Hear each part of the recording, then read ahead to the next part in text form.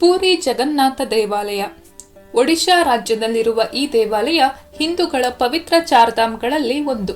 ಇಲ್ಲಿ ವಿಷ್ಣುವಿನ ಅವತಾರವಾದ ಜಗನ್ನಾಥನನ್ನು ಅವನ ಸಹೋದರ ಬಲರಾಮ ಹಾಗೂ ಸಹೋದರಿ ಸುಭದ್ರೆಯೊಂದಿಗೆ ಪೂಜಿಸಲಾಗುತ್ತದೆ.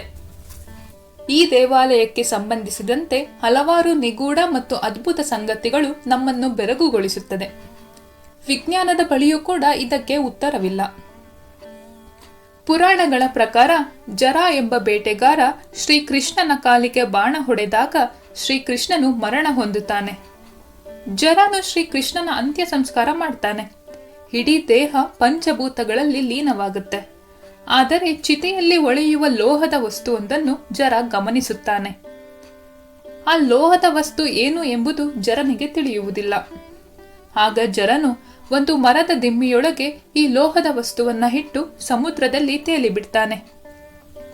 ಅವಂತಿಯ ರಾಜ ಇಂದ್ರದ್ಯುಮ್ನ ವಿಷ್ಣುವಿನ ಪರಮ ಭಕ್ತ. ಒಂದು ದಿನ ರಾಜನ ಕನಸಿನಲ್ಲಿ ಭಗವಾನ್ ವಿಷ್ಣು ಬಂದು ಮರದ ದಿಮ್ಮಿಯ ರೂಪದಲ್ಲಿ ತಾನು ಸಿಗುವುದಾಗಿ ಹೇಳ್ತಾನೆ. ಅದೇ ರೀತಿ ನೀರಿನಲ್ಲಿ ತೇಲಿ ಬಂದ ಆ ಮರದ ದಿಮ್ಮಿ ರಾಜನಿಗೆ ಸಿಗುತ್ತೆ. ಆಗ ರಾಜ ಇಂದ್ರದ್ಯುಮ್ನನು ಸಾಕ್ಷಾತ್ ದೇವಶಿಲ್ಪಿಯಾದ ವಿಶ್ವಕರ್ಮರಿಂದಲೇ ಆ ಮರದಿಂದ ಜಗನ್ನಾಥನ ಮೂರ್ತಿಯನ್ನ ಕೆತ್ತನೆ ಮಾಡೋದಕ್ಕೆ ಕೇಳ್ಕೊಳ್ತಾನೆ. ವಿಗ್ರಹವನ್ನು ಕೆತ್ತುವ ಮೊದಲು ವಿಶ್ವಕರ್ಮರು ರಾಜ ಇಂದ್ರದ್ಯುಮ್ನನಿಗೆ ಒಂದು ಷರತ್ತು ಹಾಕಿದರು. ತಾನು ಮುಚ್ಚಿದ ಬಾಗಿಲಿನ ಹಿಂದೆ ವಿಗ್ರಹವನ್ನ ಮಾಡುತ್ತೇನೆ ಮತ್ತು ವಿಗ್ರಹಗಳು ಪೂರ್ಣಗೊಳ್ಳುವವರೆಗೂ ಯಾರೂ ಒಳಗೆ ಬರಬಾರದು ಎಂದು ಹೇಳಿದರು. ರಾಜನು ವಿಶ್ವಕರ್ಮನ ಷರತ್ತಿಗೆ ಒಪ್ಪಿದನು. ಮುಚ್ಚಿದ ಬಾಗಿಲ ಹಿಂದೆ ವಿಗ್ರಹದ ನಿರ್ಮಾಣ ಪ್ರಾರಂಭವಾಯಿತು. ರಾಜ ಇಂದ್ರದ್ಯುಮ್ನನು ವಿಶ್ವಕರ್ಮರು ವಿಗ್ರಹವನ್ನು ನಿರ್ಮಿಸುತ್ತಿದ್ದ ಕೋಣೆಯ ಬಾಗಿಲಿನ ಹೊರಗೆ ಪ್ರತಿದಿನವೂ ನಿಂತು ವಿಗ್ರಹವನ್ನು ಕೆತ್ತುತ್ತಿರುವ ಶಬ್ದವನ್ನ ಕೇಳುತ್ತಿದ್ದನು. ಒಂದು ದಿನ ರಾಜನಿಗೆ ಒಳಗಿನಿಂದ ಯಾವ ಶಬ್ದವೂ ಕೇಳಿಸಲಿಲ್ಲ. ಆದ್ದರಿಂದ ಅವನು ವಿಶ್ವಕರ್ಮನು ವಿಗ್ರಹವನ್ನ ಮಾಡುವುದನ್ನು ನಿಲ್ಲಿಸಿದನು ಎಂದು ಭಾವಿಸಿದನು. ತಕ್ಷಣವೇ ರಾಜನು ಒಳಗೆ ಏನಾಗುತ್ತಿದೆ ಎಂದು ಪರಿಶೀಲಿಸಲು ಬಾಗಿಲು ತೆರೆದನು. ಅಲ್ಲಿ ನೋಡಿದರೆ ಜಗನ್ನಾಥ, ಬಲಭದ್ರ ಮತ್ತು ಸುಭದ್ರರ ವಿಗ್ರಹವು ಅಪೂರ್ಣವಾಗಿಯೇ ಉಳಿದಿತ್ತು. ಅಲ್ಲಿ ವಿಶ್ವಕರ್ಮರು ಮಾಯವಾಗಿದ್ದರು. ಆದುದರಿಂದ ಆ ಕಾಲದಿಂದಲೂ ಈ ವಿಗ್ರಹಗಳನ್ನು ಅಪೂರ್ಣ ರೂಪದಲ್ಲಿಯೇ ಭಕ್ತರು ಪೂಜಿಸುತ್ತಾರೆ. ಜಗನ್ನಾಥ ಸ್ವಾಮಿಯ ವಿಗ್ರಹದಲ್ಲಿ ಜರನಿಗೆ ಸಿಕ್ಕಿದಂತಹ ಆ ಲೋಹದ ವಸ್ತುವನ್ನೇ ಜೋಡಿಸಲಾಗುತ್ತದೆ. ಅದನ್ನೇ ಶ್ರೀಕೃಷ್ಣನ ಹೃದಯವೆಂದು ನಂಬಲಾಗಿದೆ. ಹಿಂದೂ ಧರ್ಮದಲ್ಲಿ ಮುರಿದ ಅಥವಾ ಅಪೂರ್ಣವಾದ ವಿಗ್ರಹವನ್ನ ಪೂಜಿಸುವುದು ಅಶುಭವೆಂದು ಪರಿಗಣಿಸಲಾಗಿದೆ. ಆದರೆ ಜಗನ್ನಾಥ ಧಾಮದ ವಿಗ್ರಹಗಳನ್ನು ಅಪೂರ್ಣ ರೂಪದಲ್ಲಿ ಭಕ್ತರು ಪೂರ್ಣ ಭಕ್ತಿಯಿಂದ ಪೂಜಿಸುತ್ತಾರೆ. ಇದು ದೈವಿಕ ಸಂಪೂರ್ಣತೆ ಮತ್ತು ಭೌತಿಕ ಗುಣಲಕ್ಷಣಗಳನ್ನು ಮೀರಿದ ಅತಿರೇಕದ ಕಲ್ಪನೆಯನ್ನು ಸಂಕೇತಿಸುತ್ತದೆ. ಇನ್ನು ಈ ಪೂರಿ ಜಗನ್ನಾಥ ದೇವಾಲಯಕ್ಕೆ ಸಂಬಂಧಿಸಿದಂತೆ ನಿಗೂಢ ಸಂಗತಿಗಳ ಬಗ್ಗೆ ನೋಡುವುದಾದರೆ, ದೇವಸ್ಥಾನದಲ್ಲಿರುವ ಸುದರ್ಶನ ಚಕ್ರವು 20 ಅಡಿ ಎತ್ತರ ಮತ್ತು 1 ಟನ್ ತೂಕವನ್ನು ಹೊಂದಿದೆ. ಇದನ್ನು ದೇವಾಲಯದ ಮೇಲ್ಭಾಗದಲ್ಲಿ ಅಳವಡಿಸಲಾಗಿದೆ. ಈ ಚಕ್ರದ ವಿಶೇಷವೆಂದರೆ ಪೂರಿ ನಗರದ ಯಾವುದೇ ಭಾಗದಲ್ಲಿ ನಿಂತು ನೋಡಿದರೂ ಆ ಚಕ್ರ ನಮ್ಮ ಕಡೆಯೇ ತಿರುಗಿದಂತೆ ತೋರುತ್ತದೆ. ವಿಶಿಷ್ಟ ರಚನೆ ಹಾಗೂ ಶಕ್ತಿಯನ್ನು ಹೊಂದಿರುವ ಈ ಸುದರ್ಶನ ಚಕ್ರದ ಮೇಲೆ ಯಾವುದೇ ಪಕ್ಷಿಗಳು, ವಿಮಾನಗಳು ಹಾರುವುದಿಲ್ಲ.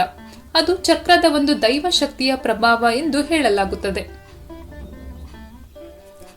ಈ ದೇವಾಲಯದ ಇನ್ನೊಂದು ವಿಶೇಷ ಎಂದರೆ ಇಲ್ಲಿ ನೆರಳು ಬೀಳದೆ ಇರುವುದು. ಈ ದೇವಾಲಯದ ಒಳಗೆ ಹಾಗೂ ಹೊರಗೆ ಯಾವುದೇ ಸಮಯದಲ್ಲಿ ನೆರಳು ಬೀಳುವುದಿಲ್ಲ. ಇದೊಂದು ಪ್ರಕೃತಿಯ ಪವಾಡ ಹಾಗೂ ದೈವಶಕ್ತಿ ಎನ್ನುವುದರಲ್ಲಿ ಯಾವುದೇ ಸಂದೇಹವಿಲ್ಲ. ಈ ದೇವಾಲಯದ ಒಳಗೆ ಪ್ರವೇಶಿಸಲು 4 ಪ್ರಮುಖ ದ್ವಾರಗಳಿವೆ. ಇದರ ಮುಖ್ಯ ದ್ವಾರಕ್ಕೆ ಸಿಂಹದ್ವಾರ ಎಂದು ಕರೀತಾರೆ. ಈ ದ್ವಾರದಿಂದ ದೇವರ ದರ್ಶನಕ್ಕೆ ತೆರಳುವಾಗ ಸಮುದ್ರದ ಅಲೆಗಳ ಶಬ್ದ ಕೇಳುತ್ತದೆ.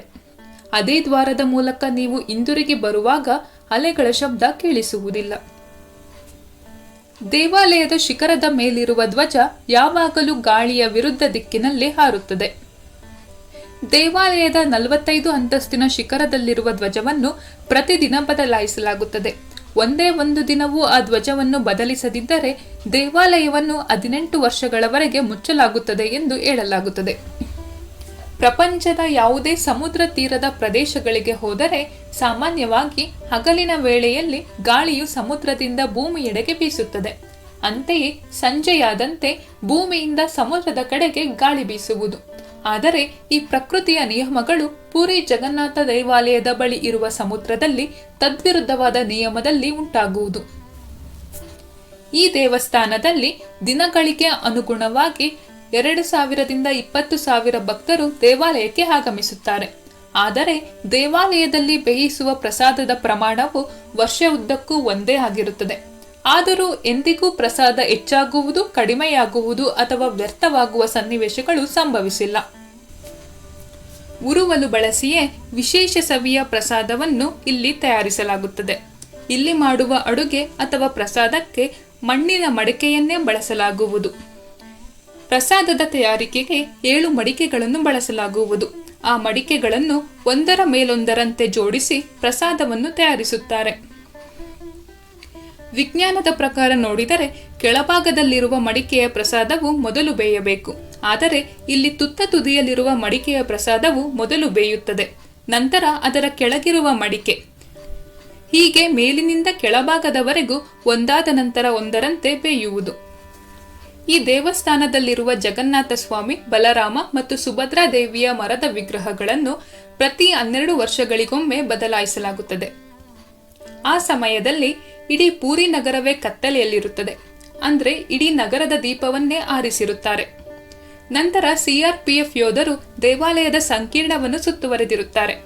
ಆ ಸಮಯದಲ್ಲಿ ಯಾರನ್ನೂ ದೇವಾಲಯದ ಒಳಗೆ ಪ್ರವೇಶಿಸಲು ಬಿಡುವುದಿಲ್ಲ. ದೇವಾಲಯದ ಒಳಗೆ ದಟ್ಟವಾದ ಕತ್ತಲು ಇರುತ್ತದೆ. ದೇವಾಲಯದ ಪ್ರಧಾನ ಅರ್ಚಕರ ಕಣ್ಣನ್ನು ಬಟ್ಟೆಯಿಂದ ಕಟ್ಟಲಾಗುತ್ತದೆ.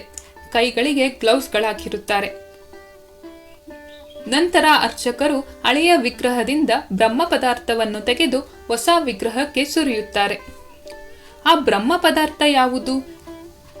ಇದು ಯಾರಿಗೂ ಇಲ್ಲಿಯವರೆಗೂ ತಿಳಿದಿಲ್ಲ. ಅದನ್ನು ಯಾರೂ ನೋಡಿಲ್ಲ. ಸಾವಿರಾರು ವರ್ಷಗಳಿಂದ ಇದು ಒಂದು ವಿಗ್ರಹದಿಂದ ಇನ್ನೊಂದು ವಿಗ್ರಹಕ್ಕೆ ವರ್ಗಾವಣೆ ಆಗುತ್ತಿದೆ. ಇದೊಂದು ಅಲೌಕಿಕ ವಸ್ತುವಾಗಿದೆ. ಇದನ್ನು ಸ್ಪರ್ಶಿಸಿದರೆ ಸ್ಪರ್ಶಿಸಿದ ವ್ಯಕ್ತಿಯ ದೇಹವು ಛಿದ್ರವಾಗುತ್ತದೆ ಎಂದು ನಂಬಲಾಗಿದೆ. ಕೆಲ ಪುರೋಹಿತರು ಹೇಳುತ್ತಾರೆ, ನಾವು ಅದನ್ನು ಕೈಯಲ್ಲಿ ತೆಗೆದುಕೊಂಡಾಗ ಅದು ಮೊಲದಂತೆ ಜಿಗಿಯುತ್ತಿರುತ್ತದೆ. ನಮ್ಮ ಕೈಯಲ್ಲಿ ಗ್ಲೌಸ್ ಹಾಗೂ ಕಣ್ಣಿಗೆ ಬಟ್ಟೆಯಿಂದ ಕಟ್ಟಿರುತ್ತಾರೆ. ಹಾಗಾಗಿ ನಾವು ಅದನ್ನು ಕೇವಲ ಅನುಭವಿಸಿದ್ದೇವೆ, ಆದರೆ ಅದನ್ನು ನೋಡಿಲ್ಲ ಎಂದು ಹೇಳುತ್ತಾರೆ. ಇಂತಹ ವಿಸ್ಮಯ ಹೊಂದಿರುವ ಈ ದೇವಾಲಯಕ್ಕೆ ನೀವು ಒಮ್ಮೆಯಾದರೂ ಭೇಟಿ ನೀಡಲೇಬೇಕು.